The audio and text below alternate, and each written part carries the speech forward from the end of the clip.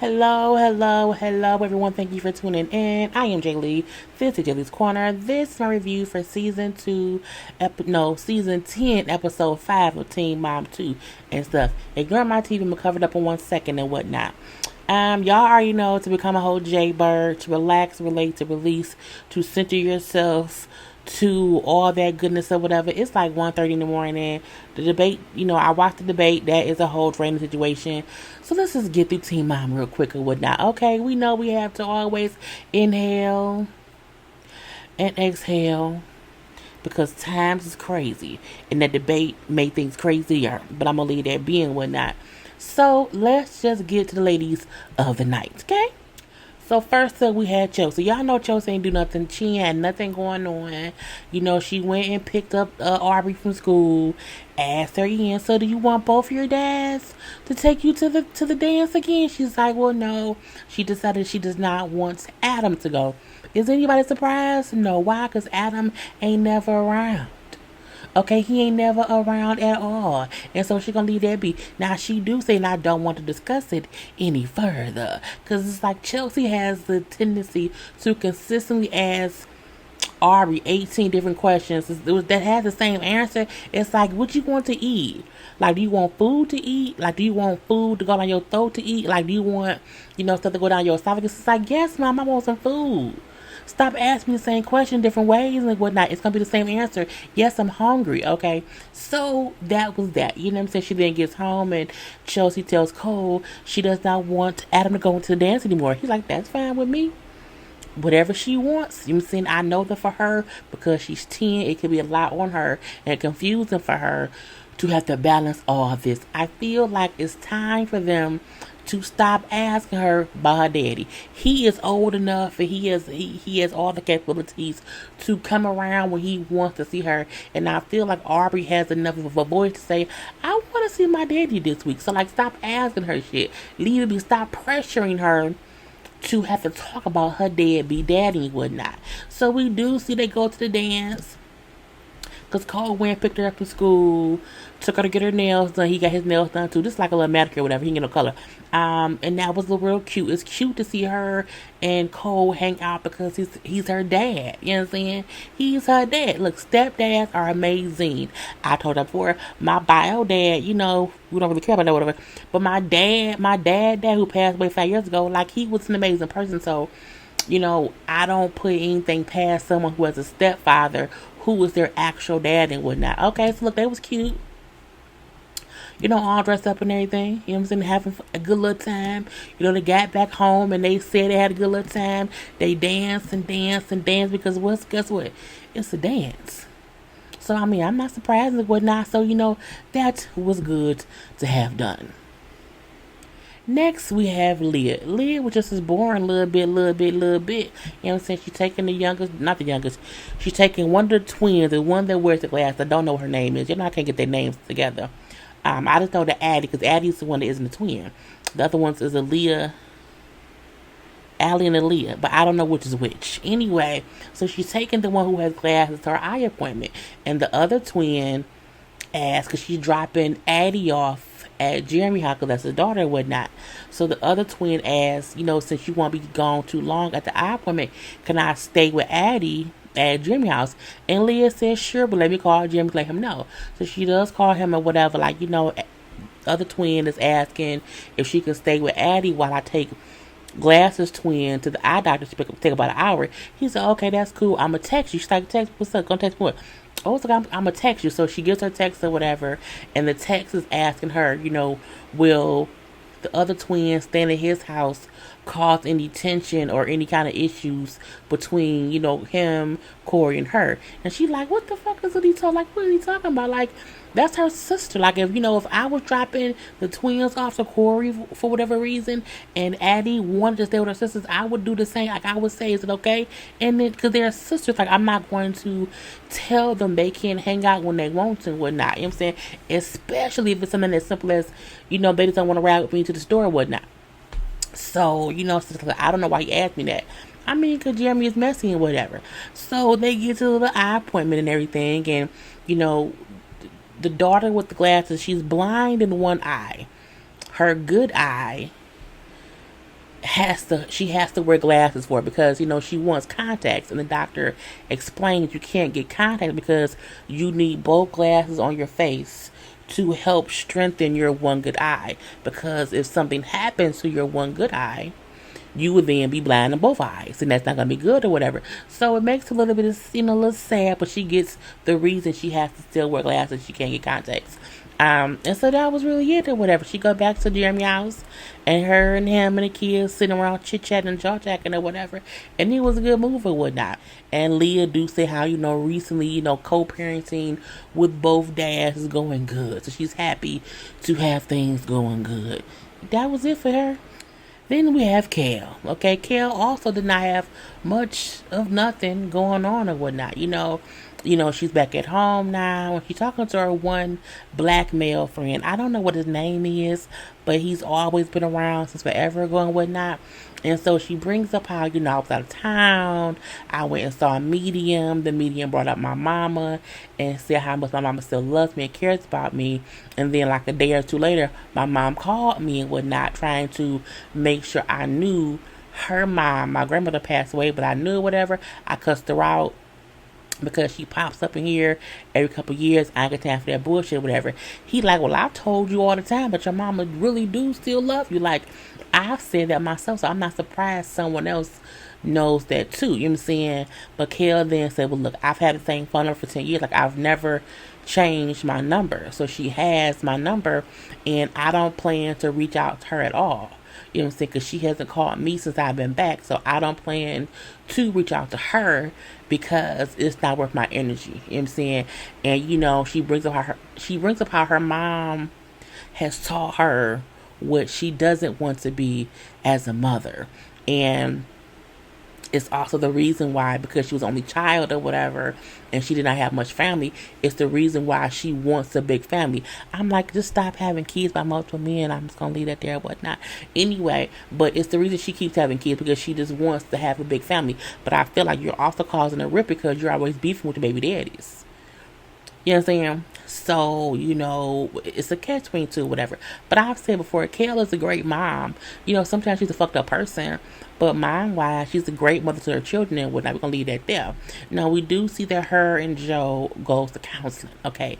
Now, they're going to see Isaac's therapist, because Isaac sees a therapist.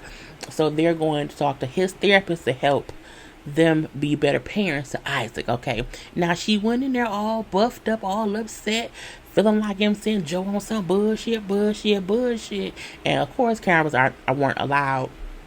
But she admits we were going to try to get on the same page and whatnot.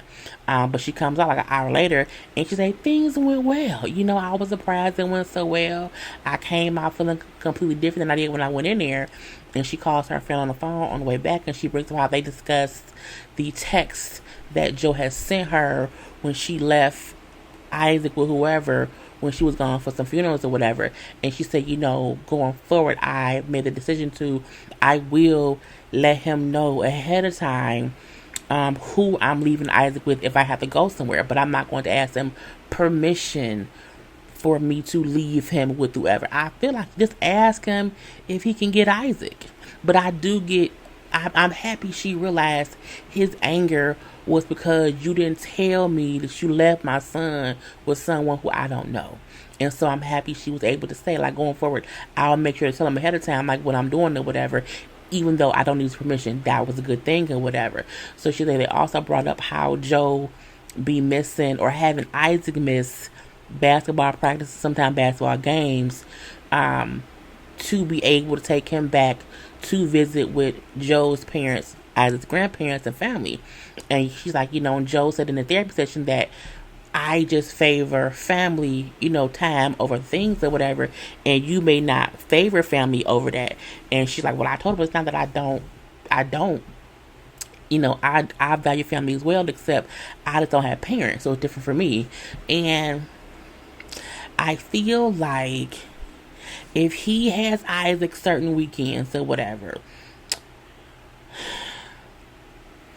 I do feel like it's not a big issue if he takes his son to visit his family who don't live in Delaware. Like, he wants to be sure his son knows his family. And I don't see anything wrong with that. I just think maybe there can be a way to where they can arrange it to where when it happens, it's not when he has his sports stuff, because you don't want to. And I feel like that may be the reason why Isaac don't like going over there, because he feel like when I don't go over there, I may not be able to do my fun stuff. You know what I'm saying? And I think Kale sometimes tries to make it seem as if it's other reasons for it. But I feel like if a kid who usually like playing their sports or whatever, if when they go to their house, they not gonna go to their sports, that can make them not want to go.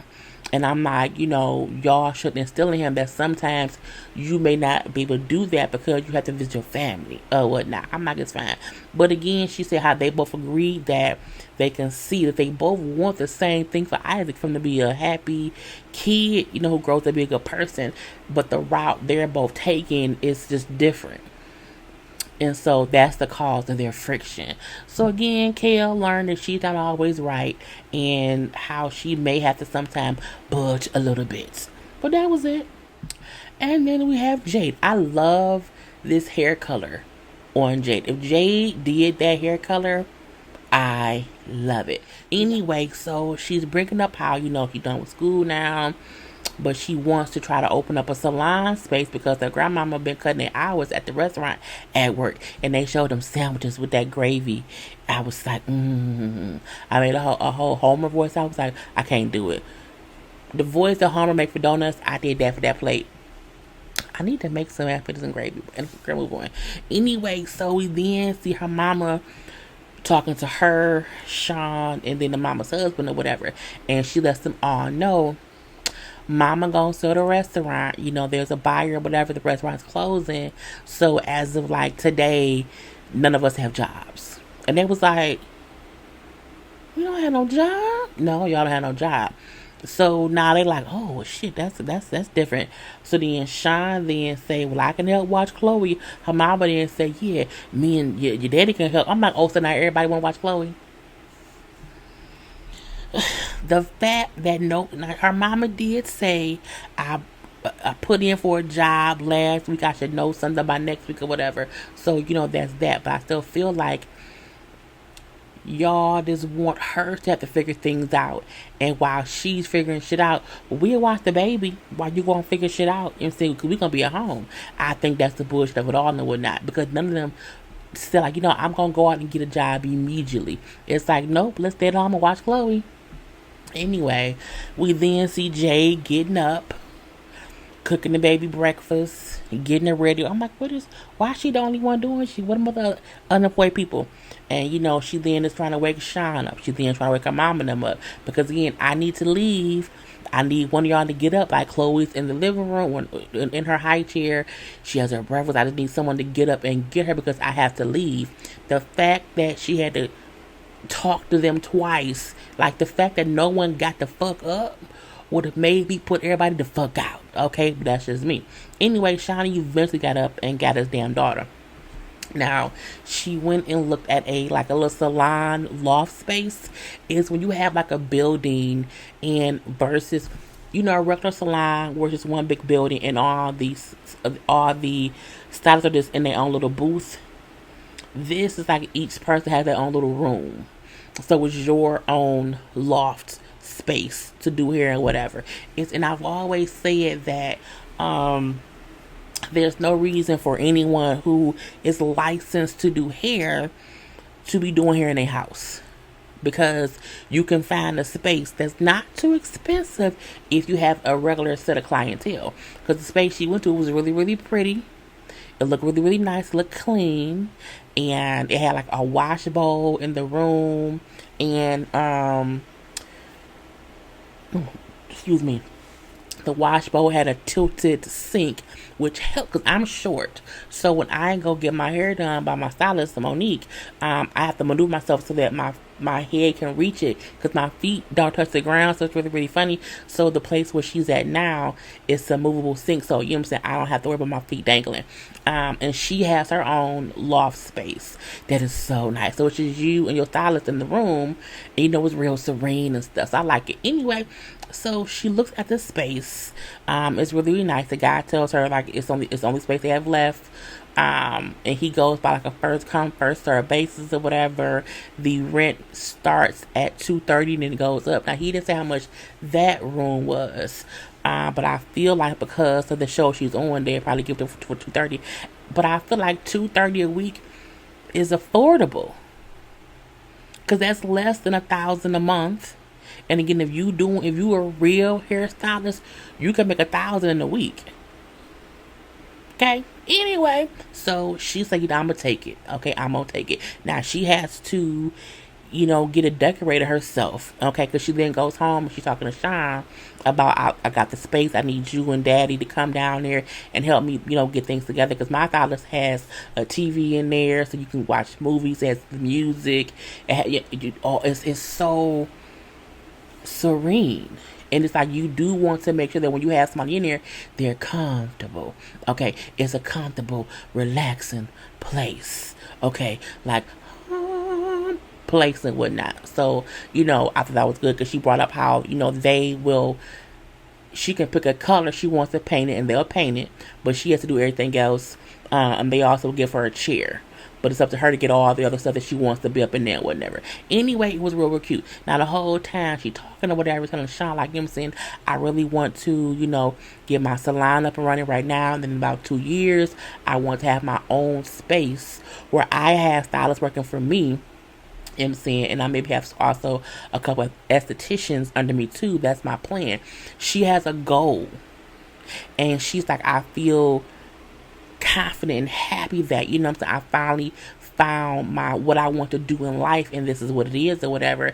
And so while I'm working on this, I need you, since you ain't working, we're gonna take Chloe out of daycare, and I need you to watch her for the next few weeks, because again, you ain't working. And the whole time, he listening, but he playing the game. I can't stand when I'm having a regular ass, real ass, important conversation, and you go from listening to me to cutting the game on to saying, yeah, I can watch her. Cut the fucking game off and listen. Damn it. But again, it's good to see her have her head on straight and whatnot. And lastly, Dirty Brianna. No, look, the whole time I was cutting it on, I kept singing Dirty Brianna, like Dirty Diana by Michael Jackson. It just fits. Dirty Brianna. No, I was like, it's my song. Anyway, so she still saying how she's shocked that her whole STD cooch got an STD and whatever. And I'm so shocked I got an STD after having unprotected sex with my deadbeat baby daddy. I'm like, girl, I ain't surprised. I'm surprised you ain't pregnant, but I'm gonna leave that be or whatever. So she do text him while she's sitting up here with her friend, and she just asking, well, who you been fucking? But I'm not gonna tell him what I got. He was like, why? And she said, because I got something. She won't tell him what she has. She just say, I got something and I got it from you, and I'm upset. I am mad. And he texts back, allegedly, we didn't see it, saying how he's sorry. He had no idea, whatever, how he's been upfront about what he's been doing from the get-go, but he gonna go ahead and get himself checked out too. So her friend is like, I just feel like, don't be a bitch to him because of this, like, because you don't want to be extra mad at him or extra mean and rude to him, and then he stopped coming around seeing the baby, because again, he has been coming around for Stella recently. So, don't let this cause a rift within the mother-father parenting situation or whatever. Something like what she is. But look, my thing is, I don't really fully blame Lewis. I blame them both. She can't be mad that someone gave her STD that she had unprotected sex with. Okay? Anyway, so she brings up how Lewis has been texting her or whatever, still saying sorry or whatever, and also asked to see Stella or whatever, and she was ignoring his calls. I'm like, see, that's that bullshit. You can't say you want him around, then when he's trying to be around, you upset that your cooch dirty. You shouldn't have fucked him. Anyway, so she then say, I'm going to let him come over tomorrow and, meet with me or whatever and see Stella. Now, her mama come home. Her mama like, I'm still so upset with him. I still blame him. How you blaming him? Because your daughter coochie got dirty. Your daughter let her coochie get dirty. You can't be out here blaming him. It's just not fair that you have to deal with having a dirty coochie daughter. It's just not fair. I'm so mad at him. I'm not gonna be nice to him. She should not have been nice to his dick. If she wasn't so nice to his dick, her cooch would not be dirty, okay? Anyway, so, and I feel like her mama is putting all this blame on Lewis to avoid having to confront and address her daughter's fucked up decisions. But I'm let that be or whatever. So Dirty did come over to see Dirty Cooch and Stella, whatever. And that apartment is so small for them. It just seemed too much. Anyway, Lewis tells like, look, I'm sorry, you know what I'm saying? I have been trying to be different and better. And I am sorry that, you know what I'm saying, I put us in this predicament or whatnot, you know what I'm saying, 'cause I just did not know. And then she's like, you just don't, you have not been trying to find out stuff what's going on with your own body. You know what I'm saying? I already didn't trust you. And then this happens. If you didn't trust that man, why did you fuck him twice with no protection?